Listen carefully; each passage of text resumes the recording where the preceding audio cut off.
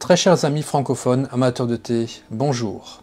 Bienvenue chez moi, Stéphane Erler, le fondateur du blog Tea Masters, à un nouveau cours de thé. Je suis également le manager de la boutique en ligne tea-masters.com où vous trouvez tous les bons thés et les belles théières et accessoires que j'utilise quotidiennement. N'hésitez pas à y faire un tour, c'est bientôt Noël. Donc aujourd'hui, nous allons parler de concepts on va essayer de clarifier quelques concepts difficiles dans le thé chinois, les concepts de Gong Fu Cha, de Cha Yi, de Cha Shi et de Cha Dao. Hein. Et peut-être qu'on va même encore un peu parler de Cha Chi, hein, puisque hier on m'a posé cette question. Alors, cette question en fait m'a été posée par un lecteur allemand sur YouTube, donc n'hésitez pas si vous avez des questions à me les poser et à me suggérer des thèmes d'émissions, des thèmes de vidéos, comme ça m'évite d'y penser, puis comme ça je suis sûr qu'il y a au moins une personne qui s'intéresse à ce que je vais raconter. Voilà, blague à part. Alors, on va commencer par le concept de Gong Fu Cha. Et là, il y a un adjectif qui va être très utile pour cette émission, c'est l'adjectif polysémique.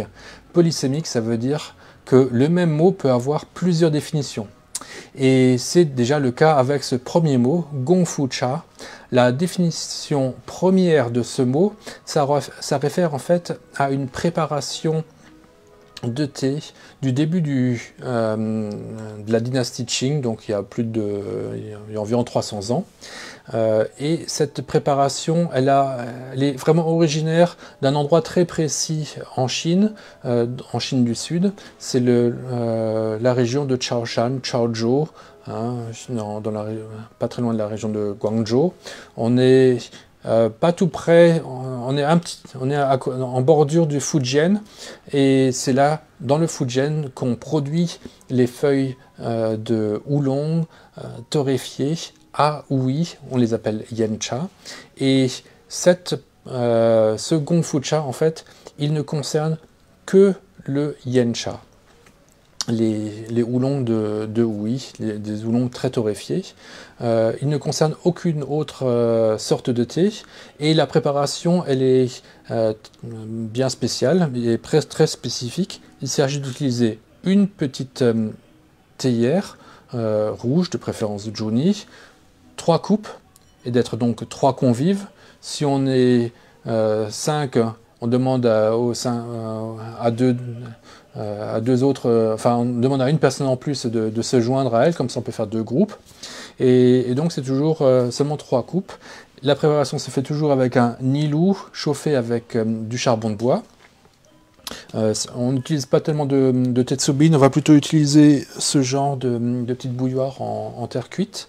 Et donc la raison pour laquelle on prend des théières très petites, c'est parce que ces feuilles sont très chères, et c'est la manière qu'il convient d'utiliser pour en tirer le maximum de ces feuilles.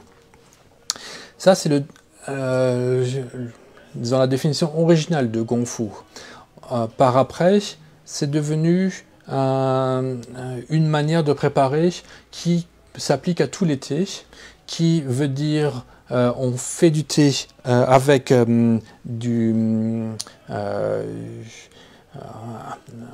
avec une certaine technique, avec une virtuosité, mais ce thé qu'on prépare n'est pas limité à 3 personnes. On peut le faire pour soi, pour 2, pour 3, pour 4, etc., pour bien plus de monde.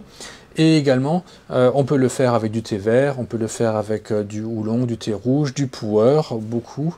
Ce qui ne change pas trop, c'est que la plupart du temps, quand même, on utilise un petit contenant. On va même maintenant utiliser parfois des gaiwan, pas simplement des théières.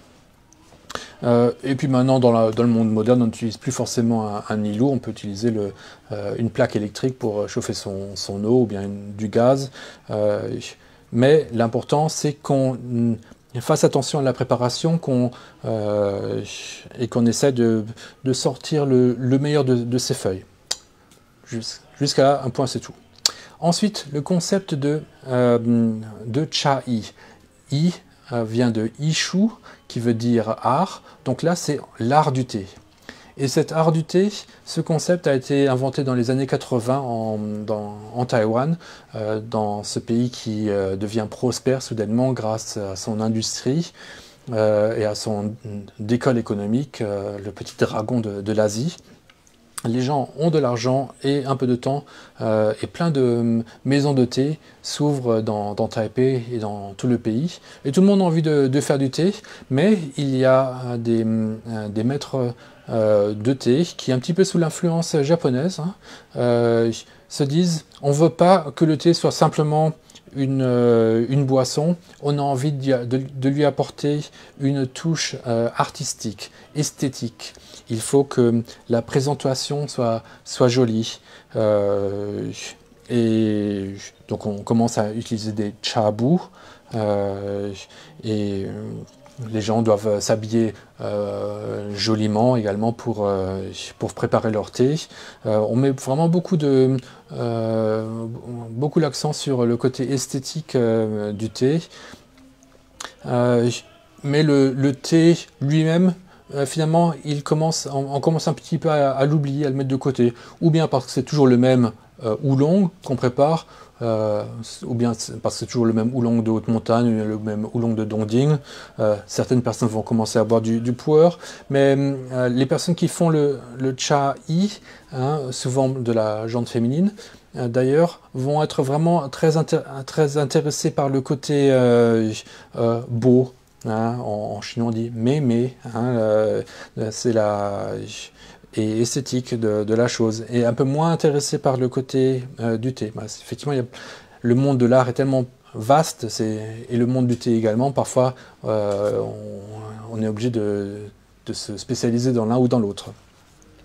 Mais du coup, on va dire que cette approche-là, elle devient parfois un petit peu trop superficielle, artificielle. Et peut-être en réaction à cela, il y a le concept de cha-shi mandala que T. Parker a mis en place il y a plus d'une dizaine d'années maintenant. Et le cha-shi, shi, ça veut dire une représentation. Là aussi, polysémique.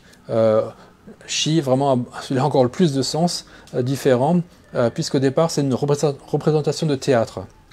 Donc ça montre un petit peu qu'un cha-shi, une représentation de thé, c'est déjà une session de thé. C'est déjà le temps qui passe autour de même feuilles qu'on va préparer.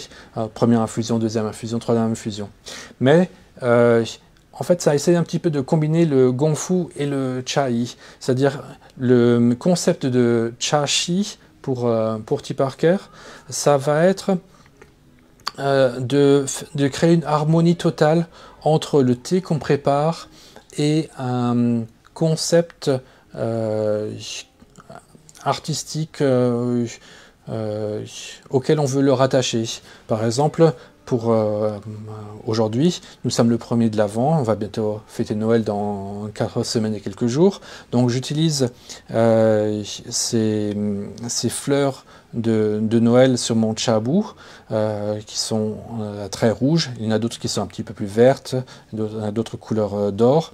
Et deux autres, il y en a encore beaucoup de vert qui symbolisent bien sûr la vie en plein milieu de l'hiver.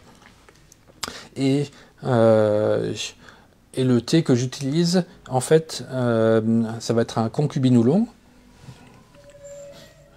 qui est un oolong assez fortement oxydé. Celui-là, il vient de Shaninshi de cette année. Et donc l'oxydation, c'est ce qui symbolise c'est symbolisé par la couleur rouge. Et ce thé, il a des arômes vraiment très riches. Des arômes à la fois fruités et des arômes d'épices, très sucrés aussi, un petit peu mielleux, et je trouve qu'ils vont très très bien avec des petits gâteaux de Noël ou bien des fruits confits. Donc c'est vraiment un thé qui correspond très bien au thème de l'Avent, et j'essaye de le préparer avec les instruments, les accessoires qui vont le mieux avec, qui vont réussir à magnifier ce thé. Donc il ne s'agit pas simplement de faire pour le gongfu, ça serait bon, petit thé à trois coupes et on oublie toute la décoration et on le fait de manière très rapide. Souvent d'ailleurs en bourrant la théière de feuilles pour que ce soit vraiment un maximum. Avec le chashi, on essaye d'obtenir plus de la finesse dans cette idée de combiner un sentiment esthétique avec une virtuosité dans la préparation du thé. Voilà. Mais donc le chashi, ça peut simplement vouloir dire la session de thé, mais maintenant par extension, le chashi mandala, ça veut dire non seulement la session, mais ça veut dire aussi l'arrangement de tous ces accessoires qu'on veut en harmonie avec le thé et avec le thème de la session, avec le thème du moment qu'on a décidé de consacrer par le thé. Alors maintenant, venons-en au concept de Cha Dao. Cha Dao, le thé et la voix du thé.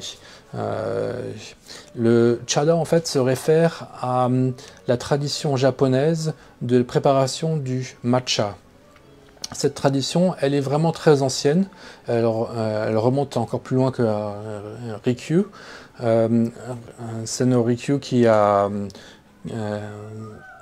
vraiment codifié cette cérémonie du thé. Il faut savoir que ce maître de thé était vraiment un très proche conseiller de l'empereur. Le nom est un peu trop long, là, je ne l'ai pas plus en tête. Donc d'un empereur japonais, assez féroce. Et donc, sa façon de préparer le thé, elle s'est vraiment diffusée aux plus hautes instances, parmi l'élite de la classe japonaise. Et en étant vraiment, en arrivant à le codifier et à le transmettre ensuite de génération en génération, et en ayant réussi à pénétrer vraiment l'élite du Japon, les principes de ce Cha Dao sont vraiment devenus un petit peu l'essence, l'âme japonaise. Alors, je vais vous citer les 4 principes du Cha Dao.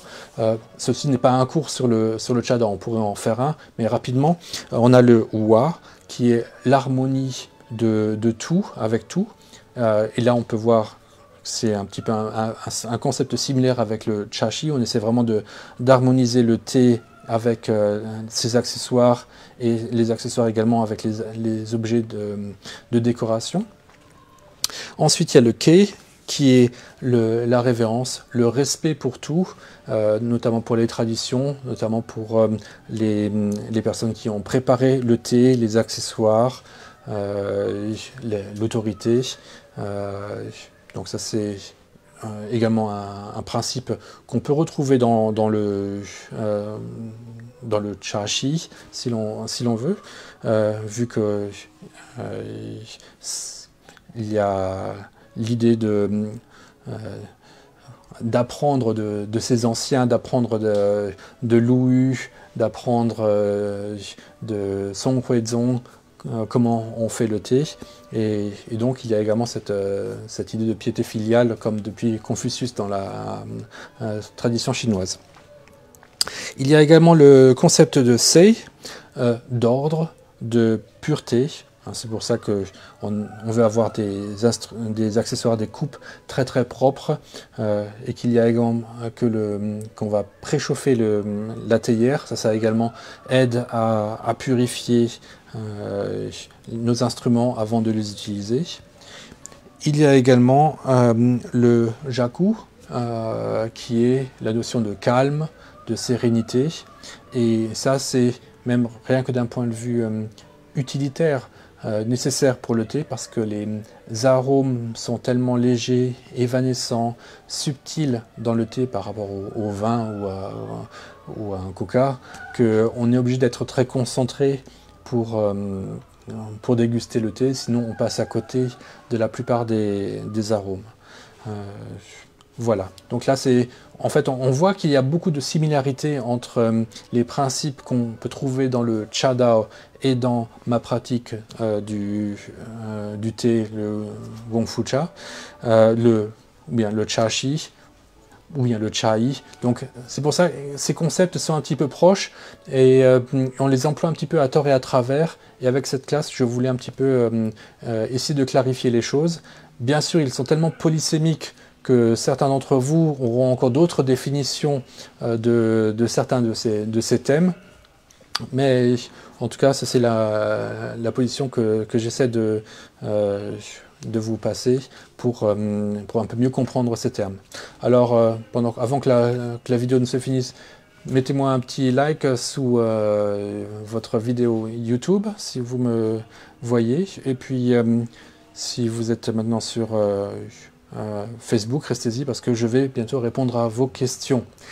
Mais avant de finir, je regarde est-ce qu'on a encore un peu de temps? Oui, on a encore un peu de temps. Je voulais encore parler d'un concept de Cha Chi. Le Cha Chi, c'est thé énergie. Et donc ça c'est un petit peu le Graal qu'on essaie de trouver dans chaque thé, c'est d'arriver à boire et à goûter pas simplement des odeurs, pas simplement un goût, mais ressentir une énergie, ressentir oui, donc une chaleur ou bien une vibration, un petit peu comme un écho au fond de soi et qui vient du thé. Ça c'est un petit peu, et voilà, donc ça c'est un petit peu, et pour le ressentir, comme ça peut être assez subtil, là aussi il faut un certain calme, et ce qui conduit certains à penser que le thé pratiqué ainsi est pratiquement comme une méditation, parce qu'il nous oblige pour l'apprécier à être très calme, à être silencieux, ne pas trop bouger, et donc c'est pratiquement une séance de méditation. Mais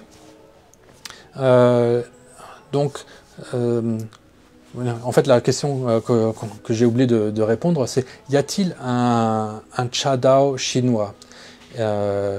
Donc j'ai un petit peu expliqué ce qu'était le Cha Dao japonais, mais en expliquant maintenant, j'espère que vous voyez qu'il n'y a pas la même chose en Chine. Il n'y a pas ces écoles de thé qui existent depuis plusieurs générations. La pratique du thé, elle est très répandue, on va dire, dans le sud de la Chine et à Taïwan, même dans les endroits les plus populaires, mais elle n'est pas forcément si présente parmi les élites. Et du coup, cette pratique surtout cette pratique du Cha Chi, maintenant elle est très récente, et elle n'est pas encore très diffusée, elle n'est pas tellement acceptée non plus par les élites, donc elle n'a pas encore vraiment d'influence sur la société en général, de la même manière que le thé au Japon.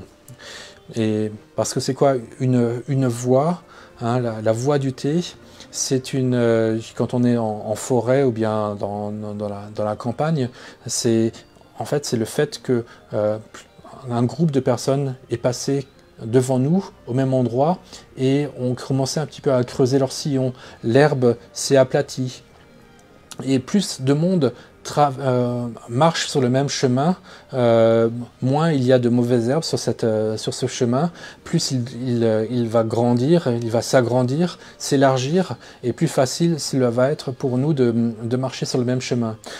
Donc on voit que ce chemin a été vraiment tracé depuis des générations au Japon, mais ce travail, à la rigueur, il vient juste de commencer en Chine avec cette méthode du chashi. Elle est vraiment très récente.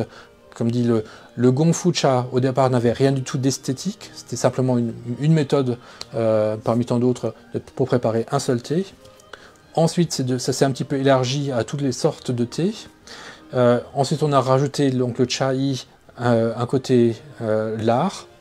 Puis maintenant, depuis une dizaine d'années, on essaie de recombiner, d'harmoniser cet art avec le thé.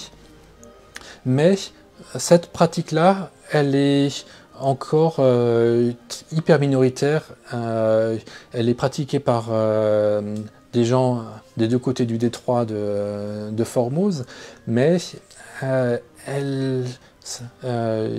c'est peut-être un nouveau début, on ne sait pas encore, mais en tout cas, elle n'est pas encore pratiquée par assez de gens pour vraiment influencer toute la société de la même manière que le Chadao l'a fait au Japon. Voilà. Alors, j'espère que ces explications auront été claires. Hein, je vous avais vu, j'ai mis le paquet aujourd'hui pour vous être en mode professoral. Et je vous souhaite encore un bon dimanche de l'Avent. Et moi, je vais commencer à boire mon thé maintenant. Allez, bye bye!